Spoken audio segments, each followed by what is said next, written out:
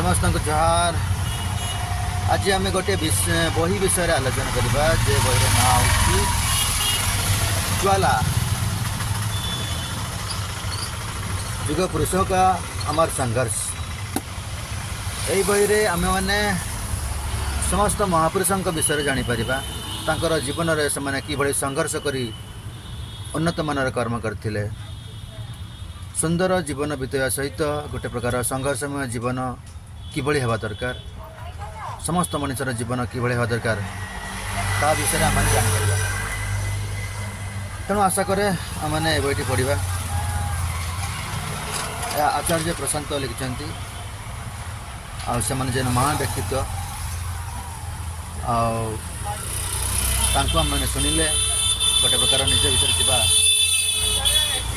प्रकृत संभावना को जानीपर द्वारा लिखित बही को पढ़ी आम मैंने समस्ते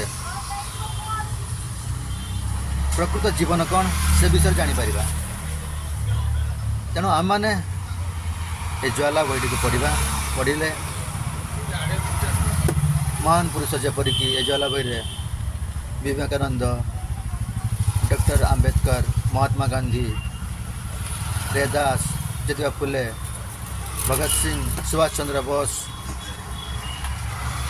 और गुरु गोविंद सिंह विषय आम जानीपर तांकर जीवन संघर्ष विषय जानीपर।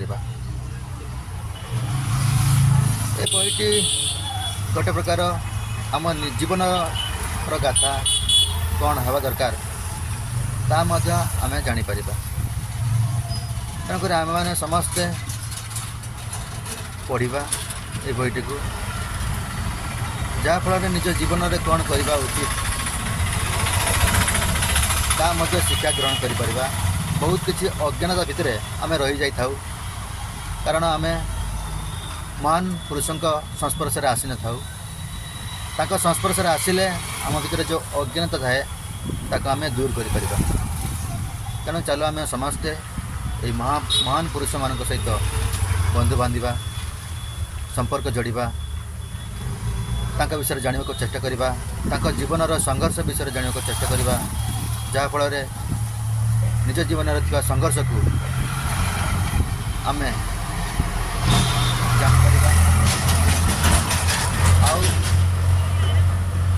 निज भीतर संभावना को जानीपर जहाँफल बहुत किसी ज्ञान अर्जन कर सठिक कर्म करवा और निज समाज उन्नति करवा और निजर उन्नति करवा। आशा करे समस्त युवपीढ़ी ये बहीटी को पढ़ा उत्सुक हे इच्छा प्रकाश करवा जो द्वारा कि निजर उन्नति सहित आम चारि पाखर समस्त लोक मान उन्नति कर और समाज उन्नति कर समस्त मंगल कर। आशा करे समस्ते पढ़ा को चेष्टा करवा। आचार्य प्रशांत गोटे जड़े उन्नत मानर व्यक्तित्व जहाँ आम समस्ते जाचु तांको बही पढ़िले आम मनरे जागृत आसब।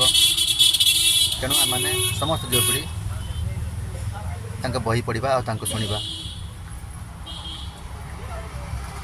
समस्त को जोहार।